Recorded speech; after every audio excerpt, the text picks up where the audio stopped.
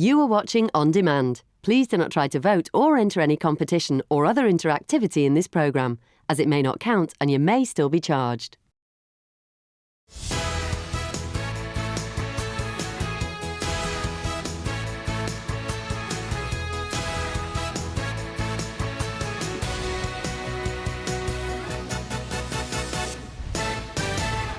Today on your Loose Women Live, it's Kay Adams and Linda Robson, Sumitra Sarkar and Nadia Sawala.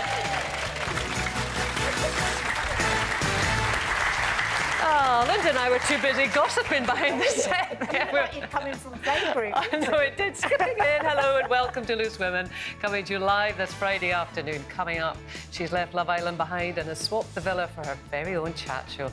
Presenter Laura Whitmore tells us what's in store this weekend, and she's been causing trouble for more than 60 years. Comedian and all-round grumpy woman Jenny Eclair joins us to chat about taking her podcast to the stage, plus life as a first-time nana. You'll have some hints for her on that. Yeah, I will. You will. And from boxes of ashes to mummified cats, it's been revealed that 1 in 5 of us find something strange when we move house. We have got some seriously spooky stories to share, but we want to hear yours too. So get in touch with us on social media and we'll read your stories out later in the show.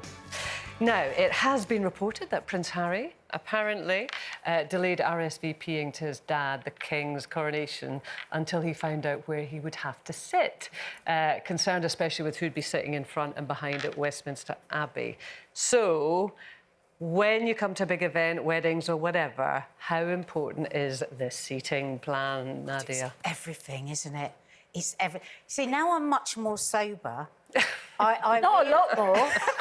No, I really. I mean, Well, she is. She's a complete bore when you go out with her now. Last night. Yeah, when You were I. terrible before, yeah. Oh, I was terrible. Terrible. For years. I was a massive boozer. And the thing is, I think a lot of time when I was drinking, it was because I didn't actually want to be where I was, or I didn't want to be talking to, or maybe I didn't like half the people I was Thanks. with. So I would drink a lot. And I don't know what it is. As I get older, I get less and less tolerant of like I don't want to be bored for like an hour. You know, it's like, I think that's a whole hour of my life. Now, sometimes you can get lucky and you can meet somebody amazing. But if I've got the thought of hours of like just small chat, I just get into a panic because I can't drink my way through it anymore. See, I quite like small chat. I don't mind. I mean, I'm quite happy to sort. And you're the same, aren't you? I do. I mean, I used to find it easy when I drank. So I'd have a couple of glasses of wine. You could chat to anyone that was sitting at the table with you. But I've been guilty of moving all the name places around so I can find people that I actually like. You know what I'm like? I like chatting to everyone anyway. I mean, Well, and giving your phone number out. My phone number out as well, yeah. I've got to stop doing that, I'll tell you. Finally That got me into trouble too many times. Well, it with my phone did. number out. Tell us when it did get you into trouble. No, so we were in Spain, me and Mark, and we met this couple, a lovely couple, and a couple of times went out for dinner with them of a night time. And Mark always used to say to me, stop giving people your number.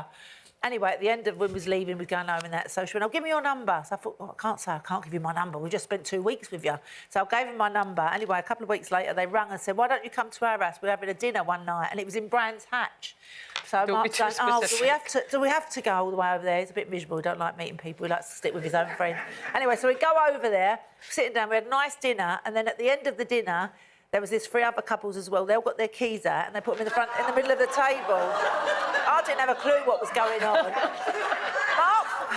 Mark ran outside. Keep it clean, it's half term. Mark ran outside, he come running back in, he went, we've got to go home. My brother's dog's got loose and he's chewed all the furniture up. I went, your brother ain't got a dog. He was going to me. Anyway, we left, and then he said, right, that's the last time you give your phone number out to someone you've only just met. I'm still giving my phone number out anyway. I'll give it to Jenny Eclair today, and I don't even like her. I'm okay. I mean, I talk to anyone, I'm fine. I'm such a chatterbox. I sit down and I go, yeah, my mum's such a nice But do you like... I can do it, but I don't want to do it anymore. I think... I tell you what I found, and I did this back in the day when I was going to a lot of corporate events and stuff like that. I'd sit down and I'd say... I just make my excuses and say, I'm going to have to leave after the starter, so I'm just letting you all know so it doesn't look rude. And then I've got my get-out clause if I need it. And if I'm really enjoying it, I'll go, oh, I don't have to go after all, I can stay. And then I've got 1 foot in each And you campsite. think people believe that? I can't use that anymore, can I? No, that is gone. That's completely gone. I'm generally really relaxed about chatting about it. The one place I don't want to do it is on a plane. Because you're never, ever going to get out of that situation. And I think it's fine if you can say, well, I've just got to go to the loo or whatever. You know, you say, well, this has been nice, but that's enough.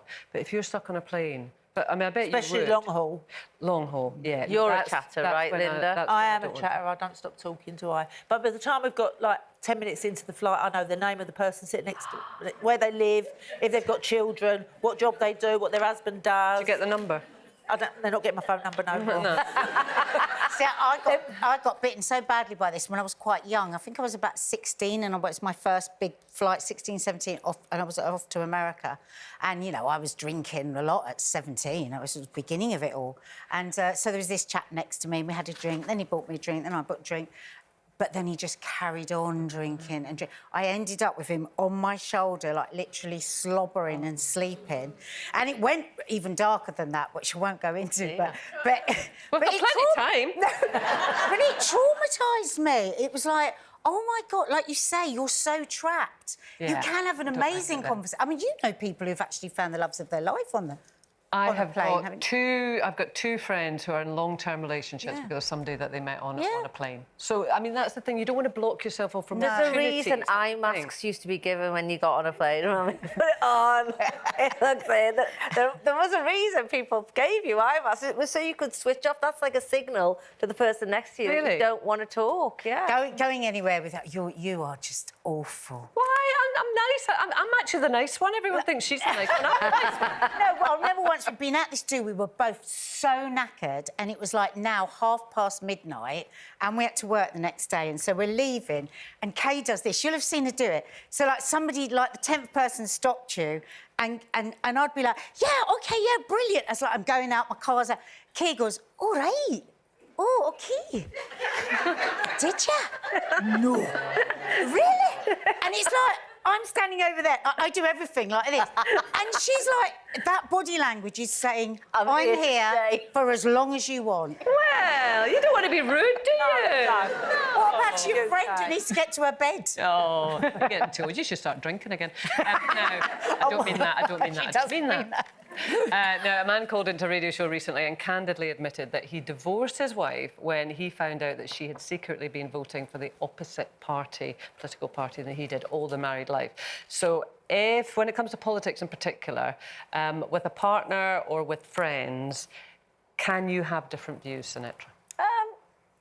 Absolutely, you can have different views. I mean, does that mean every married couple has to believe every single political opinion? Because for me, politics is values, and it's more like how I choose to live my life. And there's no one political party that covers everything I agree with. So I think there's going to be some overlaps between everybody even people who don't have the vote for the same party. There's always going to be some areas of overlap. And if you've married somebody and you know their values are in line with what you believe in, then I find that I think it's a bit of a cop-out to use that excuse to divorce somebody, because I feel like this is a long marriage and he's looking for something that she can't change. And he's only just found out. Exactly. She can't change who she's voted for in the past however many years they've been married. So that's I feel this is an excuse. But for me, I could marry somebody who didn't have the same political views as long as our personal values were the same. Yeah, no, I think you're right. I think you're right. But you would have to share the same values. I think that would be a deal breaker for me if I felt that somebody saw the world in a very different way. But with friends, I'm more than happy for that. I mean, I don't care how different their views are, because, I mean, I think that's what makes life interesting, isn't it? Well, look at Loose, we'd be in trouble if we worried about that, wouldn't we? Well, yeah. I mean, the whole point of it is to say you can share your views back and forth. And people always say to us as women, oh, God, because we're women, they'll say to us, oh, but do you fall out? Is that it? You know, it's constantly we're asked that. Yeah. But actually, this is what it's about. It's about sharing views. And Langsford we're often said to coming me- from Sorry, Nadia. different positions. Ruth Langsford said to me a long, long time ago, don't tell anyone who you're voting for, because whoever you're voting for, you're going to upset someone, and so that's how I've kept it, really. So obviously I know who my husband votes for and who my family vote for and who I vote for, but I'm not sharing it with anybody. Yeah. 'Cause it'll just upset someone when it's somewhere along the line. Yeah, it shouldn't. I think there's other things about friendships that would probably, you know... Well, what's that expression you use? Well, it is friendship ick. I mean, this is a new word, isn't it? What does that mean? Well, it's the same thing as in a relationship. If somebody says something that turns you off from them, puts you off. So what would you Yeah. that in a friend, then? Well, it would be something like, so say I'm friends with somebody and then they were really nasty about the way somebody else looked. Like if they said something really nasty, like, oh, they're very, that would like turn me off a bit. I'd like, oh God, that's like a meanness in you. Yeah. That I don't like. Which is different from a bit of a gossip, but to attack somebody for their looks would be like very ick for me. Or somebody that was like, or any kind of meanness.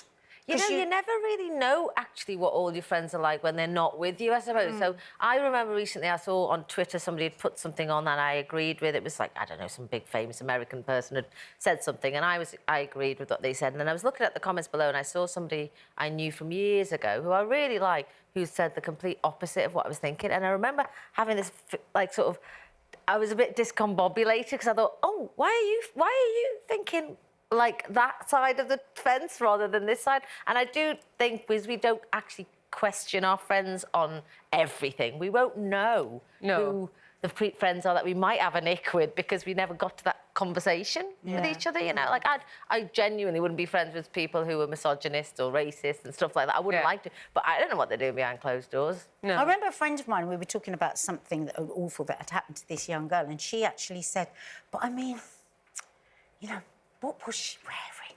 I mean, she does... And I was like, I was frozen to the spot. Yeah. I thought, oh, my God, I had no idea that you would think like that about women. So it's like, it like literally turns me off somebody. If a woman is really sexist about another woman, I'm just like, oh, yeah, just take that back. I don't want to hear that you've said that. Yeah, but I suppose these are all these things we choose our friends for, isn't it? That we feel comfortable with them. And everything. I mean, my friends know me well enough. My friends know me well enough to know that I'm not great with neediness from friends. So I'll give you love, I'll give you thought, I'll give you all the sort of affection and time. That's your friendship love language. But I can't give you the real time that you want. You want longer than I can actually give. So for me, time is really sparse between my friends. So if they keep asking, so, you know, if friends particularly say, when we're meeting, when are we going to meet next? That pressures me into thinking, well, we're meeting now.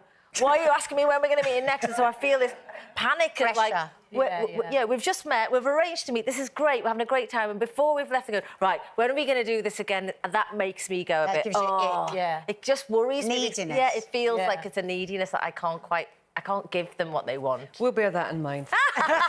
Sorry, Kay. I'm sure we were trying to book 2 dates the other week. Yeah. Still to come. After singer Ariana Grande claimed, no time, that we should no longer comment on people's appearances at all.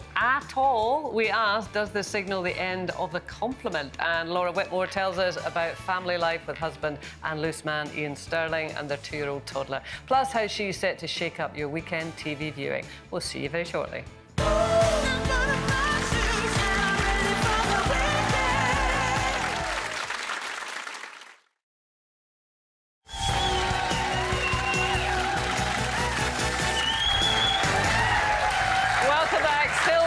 From a World War II grenade to a set of false teeth, we discover the weird and wonderful things that have been found when we are moving house, and we'll be revealing yours too.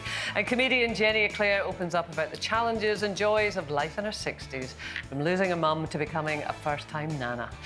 But first, competition time, your chance to get your hands on a prize worth £80,000. But it is a one-week-only special, and the lines are closing later today. Andy has all the details. We've a prize package worth £80,000 to give away. Now, we love making winners here at ITV, and we've been asking some of you what it's like to get that winning call from our team. I wasn't sure whether it would be a scam or anything, but so I wouldn't answer it.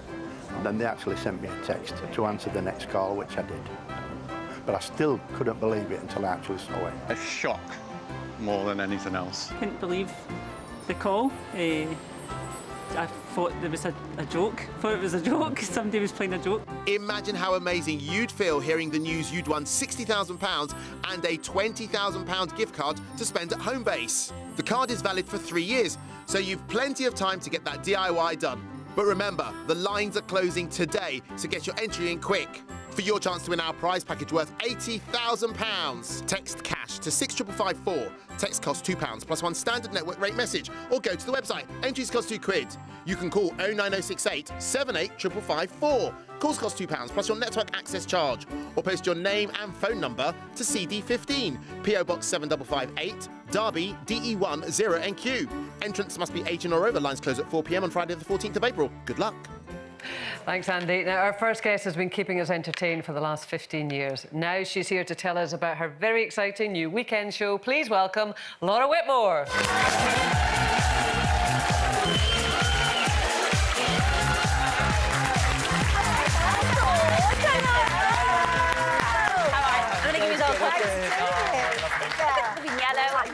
How are you? Lovely suit. Well, listen, Nice to it see was you. lovely to have a cuddle, because somebody's just told me what your friendship ick is in my ear, and it might mean that you and I don't get on. Oh, no. OK, go, tell me. Tell us what your ick is. Well, my ick is...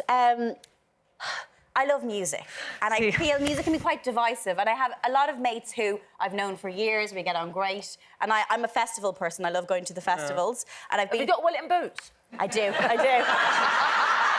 That's an in-joke. It's an in-joke with the audience. I love this. I want to feel included. What is it? What are you doing in your Wellington boots? but I remember being at Glastonbury Festival, and it's the time when, oh, this band are playing here, and these guys are playing here, and that's when I learned that, oh, that's your music taste? Yeah. I don't know if we're going to be friends anymore. Ask me what the first record I ever bought was. First record, OK. What is OK? Ernie, the Fastest Milkman in the West. Are we still You're friends? definitely not going to be friends. I'm open to all choice. I've got quite an eclectic taste in music. I don't have that record, I'm not going to lie. Maybe I can borrow it. But yeah, sometimes music can be quite divisive. I've done that with even partners where I'm like, oh, you like that band? OK, Yeah. it's fine. But music's going to be part of your new show, isn't it? It is. We have live music, and I just love live music, and I love promoting it in any way. My first telly job ever was for MTV. Cool. When there was music on telly. Yes. And I just got to travel around. Oh my God! Look at that picture. Oh my God! That was Yeah, look at taken that last picture. week. You look fantastic. From last week. I remember when I started out in telly. That was the MTV Awards, the first MTV Awards I ever went to.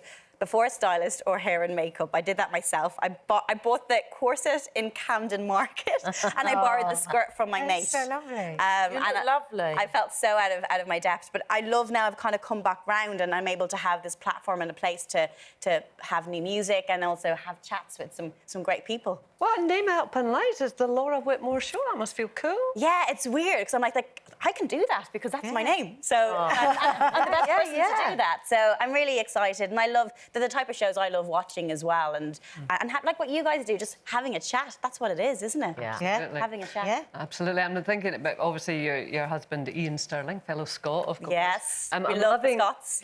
Well, Irish and Scottish, good mix, isn't it? But, I mean, your idea of a date night, you two, really makes me laugh. It's sitting in doing a true crime podcast together. Yeah. You need to get I'm together jealous with of Denise this, and 'cause Lincoln. I love true crime too. I do as My well. husband doesn't. Well, so does Denise and Lincoln. Yeah. They absolutely love it. So that's Well, your it's idea of weird fun. because we're quite different. So when we sit at home and we actually have time to watch a film on telly, we're a little bit different. That's where you can get a bit of ick as well. Because I quite like psychological dramas, and Ian loves a good, gory horror. But we've kind of brought this together with the True Crime podcast, because I'm like, give me the backstory. And I have a degree in journalism, and I love, why did they do it? Yeah, Well, that's I the love same it. for I'm me, fascinated, yeah. and I feel like you can learn a lot about people from their childhood or what triggers them. While Ian's like, how did they do it? So we're very different, but it works. Yeah. I think.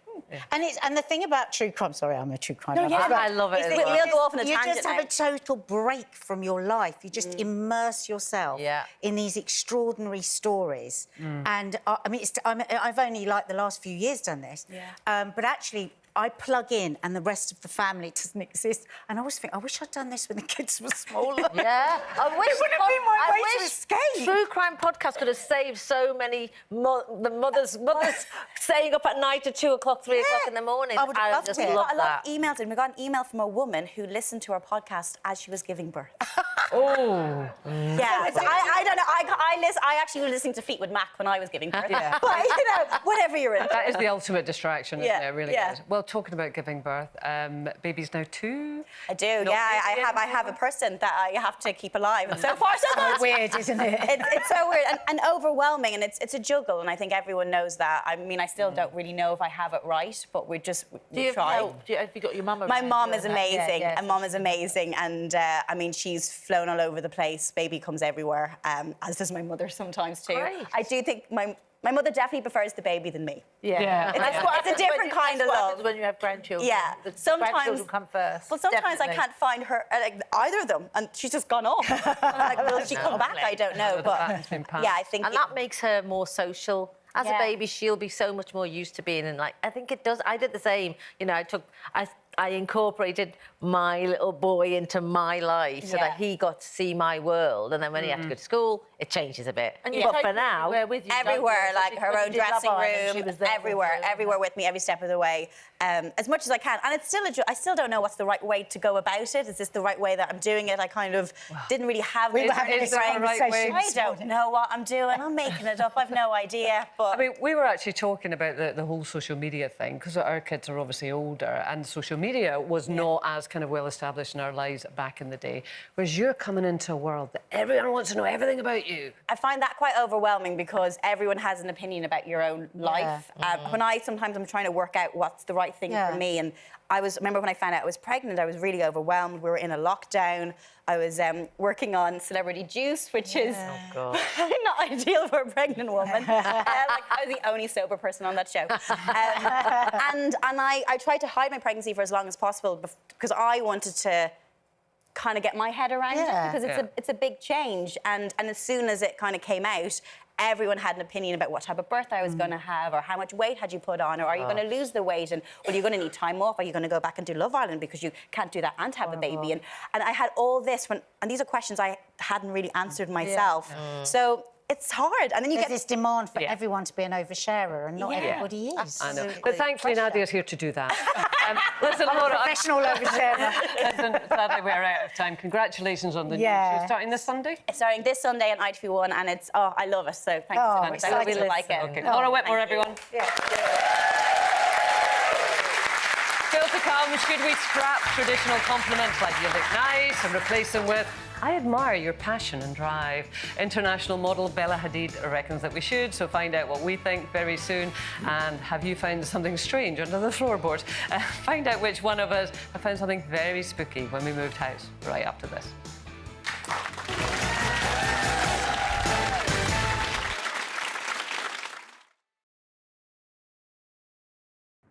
She's been in showbiz for more than 40 years. Her show-stopping Strictly routines hit the headlines every week. Now, Debbie McGee joins Loose Women to tell us how she's bringing magic back into her life. She'll discuss why she's relocated to a place by the sea and how she's not ruling out future romance. Debbie McGee, Monday from 12:30.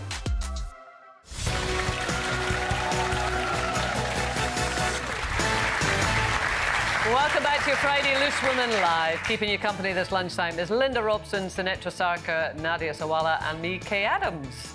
Still to come, the brilliant Jenny Eclair tells us about suffering imposter syndrome, having her eyes on the Strictly dance floor, and the one thing that puts her off her dinner. I hope it's not me, but find out what it is very, very shortly. Now, pop star Ariana Grande has spoken out about the vast amounts of comments that she gets about her appearance. I think we should be gentler and less comfortable commenting on people's bodies, no matter what. If you think you're saying something good or well-intentioned, whatever it is, healthy, unhealthy, big, small, this, that, sexy, not sexy, we just shouldn't. We should really work towards not doing that as much. So no comments, Sinetra, about anyone's appearance? I mean, this is a strange one, isn't it? Because she is only who she is because of the comments that rose her to the status that she's at. I mean, Oh, she has talent. of course she's talent. But we all know a lot of very talented people who maybe haven't quite. You know, it is still quite a dog-eat-dog world in the music industry. Yeah, and I feel like for her it's quite Lucas, doesn't it? I feel like for her to be saying let's stop the comments, good and bad, is a way of her really saying stop the bad comments, because nobody's ever really offended by saying you're so talented and I think you look beautiful. Nobody ever said, please stop saying that to me. So what I feel she's saying is the comments that have maybe been she's been okay with up until now, she wants to stop because maybe the balance is becoming a little bit too more negative than positive. I think that's the thing. I mean, you get the impression, is struggling with it, and therefore I think anyone who comes into contact with her, you would want, you know, to respect her wishes, if you like. But then not everyone necessarily feels the same. I mean, at the beginning of the show, I mean, I said, God, that's a lovely dress, Linda, and I dragged you out in front of the audience. It doesn't... I would never have done that if I thought it offended you, but maybe I shouldn't have done it. I mean, if we're going to go down this No, line. I think it was a lovely thing to say. It's It is so a lovely dress. It is I'm very a lovely lucky to be dress. wearing it. But I think if you haven't got anything nice to say, don't say anything at all. You know, like, I mean, it's like the amount of things that have happened over the years. Because you're on television, you look a bit bigger on television than you do in real life. So the amount of people that come and go, oh, you're much bigger in real life than you are on the telly. And I remember being out with Pauline years ago, and we were sitting having breakfast in a cafe, and some woman come up and went to Pauline, you better stop eating that, to me, you better stop eating that, or otherwise you'll end up looking like her. And I won't tell you what I said because I'm not allowed to say that word. But I said that word to her. Off. Something off, I said. Yeah, all right. I mean, yeah, but that's an insult. But that's just an insult. That's an insult. That's an insult. And I just worry this... Every day there seems to be something else that we should not say. I just feel like there's so many shoulds and should nots. And I think we're not allowing enough for just what do you feel in that moment with that person. Yeah. You know, there would be some people that you might think, oh, I better... Like, say somebody is struggling with an eating disorder and you were to say something, that could trigger them. But that shouldn't be the reason why we never say anything to anybody about their look. So if somebody's been working out, you know, they've been eating healthy, they go, I'm sorry, but it's nice when somebody goes, have you lost weight? I mean, shoot me down, but it is. It's a nice feeling. And when somebody says, oh, like, have you done... And there seems to be this wave now towards we mustn't say anything about the way that we look because we should be thinking more about who we are and what we are. But again, it's so like one thing or the other. Why can't it be everything? Why can't you say to somebody you look nice and also say you're a great person and you're talented? Well, this is it. I heard only today in the meeting you guys were saying to me that apparently when people say you look well, that means you've put on weight. I didn't know never knew that. People have been saying you look well to me for years. I didn't know that was a code. That means well-fed. Oh, really? See? No, think- but also we use it, it's like autopilot, isn't it? You go, hiya, oh, you look well. And it's become like an extension of, hello, how are you? You look great. Yeah. So it's not like we're sitting there taking a real analytical approach going, let me have a look at whether I really think you look well or not. I feel like we're kind of playing up to something that's almost like saying, are you okay? Do you want to hear some alternative? Go on. Oh, God. Imagine. Shall we hear... You ready for Okay, this? so this has been proposed by American model Bella Hadid, who is... A supermodel. I was about to say she's gorgeous, but maybe I shouldn't say that. She looks well. She looks well. Yeah. It's definitely well-fed. So she was suggesting things like, rather than saying, you're such a great listener, or your confidence inspires me, or I love how you can give me different perspectives. I don't know why I put on that accent. I apologize for that. I did it. Or you light up every room you enter. Oh, well, that's true. Yeah, it's true. I'll take that it's one. True. Yeah. But, you know, so would they be better? But the thing is, Bella Hadid is a supermodel. Every day of her life, she gets people responding to her looks. And so she doesn't need anything like that because she gets it all the time. Yeah, probably too much. But for somebody that doesn't and isn't getting that attention, is it not lovely when you walk round, you go round your mates and I don't know, you've been going to the diet club or you've just gone out and bought a new dress and they say, oh, look, that's really what, you've lost weight there, or, oh, that dress looks lovely. We can't get to a place where we can't say that. No. We just can't compliment people anymore. Already men are nervous to compliment women because they know they might be saying something that might offend people. If we broaden that into saying you can't say you look great, you look well. Yeah. Where we are mustn't we? slip into this thing that if we say to somebody you look great, we're not appreciating them as a person because we're doing both. Well, we did this run this by everyone with a poll, and 91% of people said we can keep on giving compliments. Oh, there you go. Now, listen, just a wee story. This came from Dan, one of our producers this morning. He was telling us about moving into his new house recently. It needs to be completely gutted, so so he's got the plumbers in. So they were in the process of putting new pipes under the floorboards. And do you know what they found underneath the floorboards? No. 2 boxes of ashes, one of which was labelled Nana. Oh, no. It weren't me. We can do it. So, I mean, we have got plenty more stories. You have been getting in touch with yours. We've got a few, but we are going to take a quick break. Join us after for our weird and wonderful discoveries and your spooky stories too. Don't go anywhere.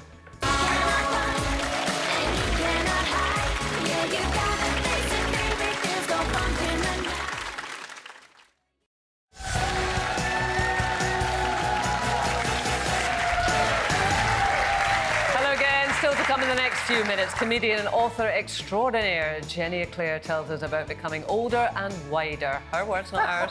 Ahead of our UK stage show. Now, before the break, we're telling you about one of our team who found 2 boxes of ashes underneath the floorboards of his new home. Well, it turns out he's not the only one. A new survey has revealed that 1 in 5 of us has found something strange when we move to a new house, including an umbilical cord and a clamp. And wait for this one. This is from Lisa, who's been in touch. Says, my friend decided to re-wallpaper her new house in Leeds. Her mother's name is Pauline, and she lives miles away from the house. And they bought, peeling back the many layers of wallpaper, they finally hit the original plaster, and written in pencil were the words, "Hello, Pauline." Oh my God. That's so weird. Oh, we've got loads of good ones. No, like that. that's quite scary. Good, yeah. That freaked you out? That would absolutely freak me out. I mean, but the one, Scott, my husband, reminded me that when we were at university, they moved into the student house, which is never in the best condition, let's be honest, and they were living there. About a week in, somebody thought, let's have a look at the shed that we've got in the back of this garden, and they opened it. And there was a homeless man living there with his own suitcase. Oh, and you didn't chuck him out, did you? I don't think they did. No, of course not, because they didn't use the shed. They're students, for God's sakes. Oh, my God. In our garden, there's a tree in our garden that's got, and there's not that many people lived in our house in the last 50 years. Like the family before lived there for 25 years. We've been there for like 15 years, the one before. And they've got like the old-fashioned heart, you know, and we've since found out. You know, like, you know, remember you used to carve out in a tree with your first boyfriend or girlfriend, and you would be like, A.S. love, and it's still there on this tree, really kind of deep. And it's just really nice. I don't know, because I like. But the awful thing is, I immediately go to, I wonder what happened. But see, I don't. I do. I go the whole full story. Like even the ashes with Dan. I'm thinking, what if it wasn't the Nana? What if it was someone that was murdered?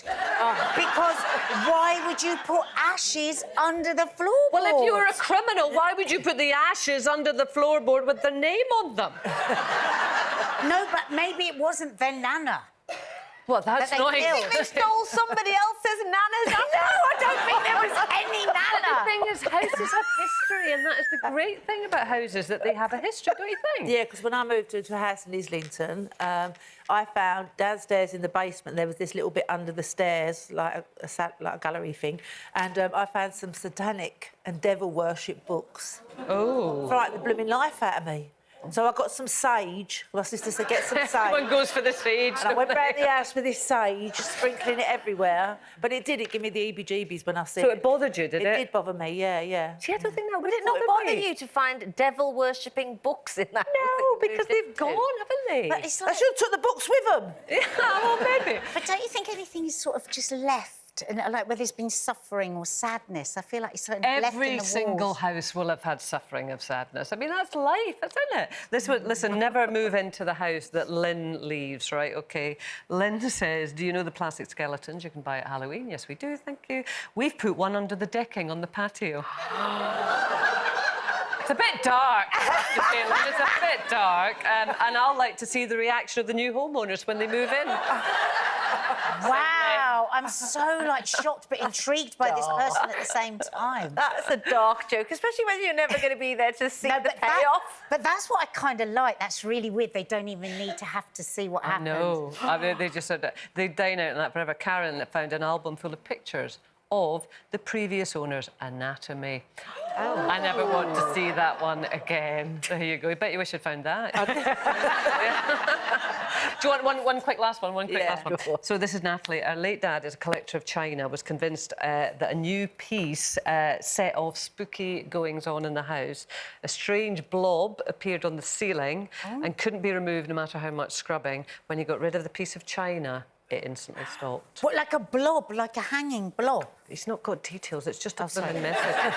See, this is it. An oily blob, an oily blob. Jelly blob. Oh, talking about me again. Right, Jenny Eclair is with us next, but first it is competition time. Andy has all the details. We love making winners at ITV, and we can't wait to make somebody £60,000 better off. But what's it like to win big with us? It was amazing. It changed our lives. That one phone call changed everything, really. Everything, yeah. A week later, money was in the account and become very real then. Yeah. Imagine where our prize package could take you. And it's not just £60,000 in tax-free cash. We also have a £20,000 gift card to spend at Homebase. You could splash out on everything from kitchens to cupboards and from painting to plants. But remember, the lines are closing today, so get your entry in quick for your chance to win our prize package worth £80,000. Text cash to 65554. Text costs £2 plus one standard network rate message, or go to the website. Entries cost £2. You can call 09068 785554. Calls cost £2 plus your network access charge, or post your name and phone number to CD15, PO Box 7558, Derby, DE1 0NQ. Entrance must be 18 or over. Lines close at 4 p.m. on Friday the 14th of April. Good luck. So our final guest is no stranger to loose women, and now she's about to head to the stage to show us just how fabulous your 60s can be. Please welcome Jenny Eclair.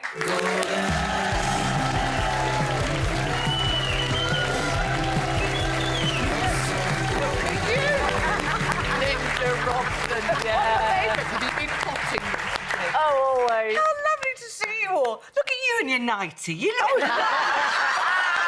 You had to spoil it, didn't you? It takes me back, because Linda and I did quite a lot of work together on the... 3 years I had to put up with her.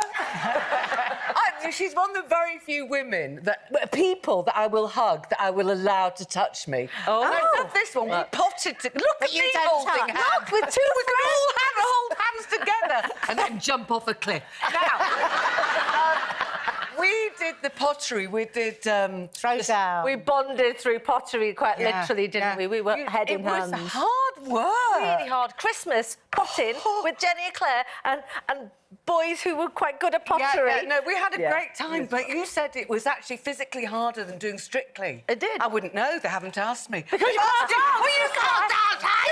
You've got 2 left feet. No, we did Let's Dance for Stand Up to Cancer years ago. Yeah. We had about 3 weeks rehearsal and we were rubbish. We were rubbish. We were did all not Lady remember Gaga. one- We Yeah, did a it Lady was. Gaga medley. Poker face. Yeah, we did. And you had a teapot on your head. Yeah. You loved that. I did, I loved it. Yeah, and you were sort of being a little teapot, all We were that. plucking our chins. Oh, what fun. What So fun. do you fancy Strictly then, do you? I mean, she's right, unfortunately. I'm totally unmusical. And I really can't, I have no choreography. I'd be one of those people that would try really hard and just not be very funny either at it and just be a bit desperate. And you wouldn't improve either. No, I wouldn't improve, Linda. Why do you want to do it? I know. Well, I've got that T-shirt, actually, Jenny. It's funny. Oh, no, I adored you. Well, let's just leave it now. Let's Park just leave it now. No, listen, let's talk about the podcast. Older and Lovely wider. legs, though. Lovely legs. You've got lovely legs. Thank you, love. Yes. Thank you. Don't Legs comment. of an 18-year-old. Yeah, she has. She's like a netball player. She A is. young netball player. Yeah. You're It's making me odd, blush. really, Let's talk about your podcast. And, I mean, ironically, well, not ironically, but, I mean, it's with Judith Holder, who is the co-writer of Grumpy Old Women. Yes. So, I mean, there's a real legacy Judith to this. and I. This is our podcast, Older and Wider. It basically takes up the mantle of Grumpy Old Women. Grumpy Old Women was a sort of television phenomenon that became really a live was. show. Brilliant. This Yeah. old bag did it. Loads of old bags did it. And, Needs to come back. And it was. The trouble is with big shows like that these days, touring them is very expensive, Yeah. and we're in an economic. Yeah. And so doing a podcast is very cheap. We don't even have guests because we can't afford them. It's Judith and I wittering on. And we kept it going throughout COVID. And I think people appreciated that because a lot of people in this country are really lonely. And to have sort of what sounds like best friends talking is really comforting to people. And even younger women liked it because it reminded them of their mothers. Some have lost their mothers, some have got mothers they don't have great relationships with, and they just felt like part of this odd, older and wider gang. And it has become a gang. And we have things like Hypochondriac's Corner. Judith and I are both terrible hypochondriacs. I have just managed to perforate my own eardrum by sneezing so hard. I mean, not only did I wet the bed on you know when you're really ill and you just think, oh, God, now I've got to change the sheets again. And you think, I haven't got the energy to do this. It's just, the final straw. Anyway, so not only did I do that, I perforated my own eardrum. But I don't need to. Can you hear us? I don't need to listen to you. So we will be playing Hypochondriac's Bingo. Judith is a really good TV producer, and so she hasn't done as much live work as me. So she's having a lot of anxiety dreams, which make me really laugh. So I'll just bully her. Tell them what happened in Australia. Well, just before, I've got to hotels? just say we're not allowed to say things like that word, what you said at half-term, so I've just got At half-term? No, let's not go on to... We've done... Oh, that one? Oh, I didn't know that was a No, bad well, word. there you go. Okay, Every day's a learning day. Defecated. OK, right, now, Linda and I, when we were in Australia, right, this is why I'm unemployable, isn't it? Stop. We're in, and you had your children with you, which was actually lovely. I was really missing mine. She was doing A-levels. And it's a long time ago. She made me a grandmother. We were staying in these hotels, and they were hotels where you could cook in them, like apartment hotels. And your little girl at the time, Bobby girl, she was quite faddy about her food, and she'd only eat waffles and smiley faces. Smiley faces. And you kept putting the smiley faces on. And the waffles. Right? And the waffles. And they had these really sensitive smoke alarms. And once you nipped out for a coffee, and the smoke alarm went off. Wow, wow, wow, wow! Right, really early in the morning. The whole hotel had to be evacuated. With your kids, right? You weren't even there. I'm on a cup of coffee with a pilot. With a pilot. Oh. And you're having a cup of coffee. And I was there on the street with the fire engine there and all these firemen swarming in. I'm going, oh, your kids, where are you? But it was just, we had a great time. We had really, really... And Jenny, listen, I've got to be careful of time because we absolutely want to mention that Older and Wider is going on tour. It's not on tour, it's in the Leicester Square Theatre. It's 3 Sunday afternoons. We're only doing matinees. Only doing matinees, ladies. Are you matinee type of people? Yes. Yes, they are. Who wants to go out at night? We need to be in bed early on Sunday night. What do you want to do? You want to go out in the afternoon, couple of hours, sit down, lovely, get back in time for Antiques Roadshow. Call the midwife. Or call the midwife. I mean, there's... And this is our plan. We genuinely want it to be one of those very safe spaces for women to come in the afternoon and come by themselves. Sometimes you've got mates.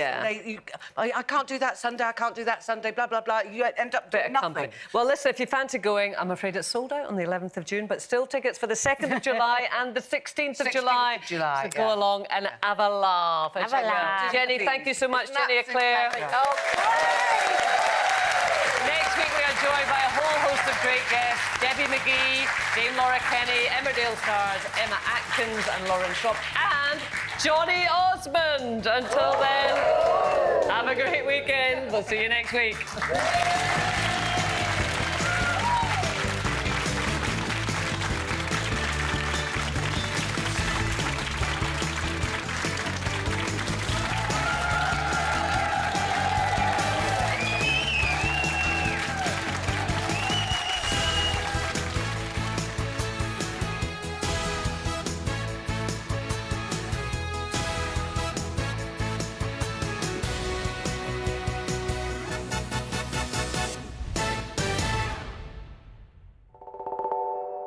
Thank you.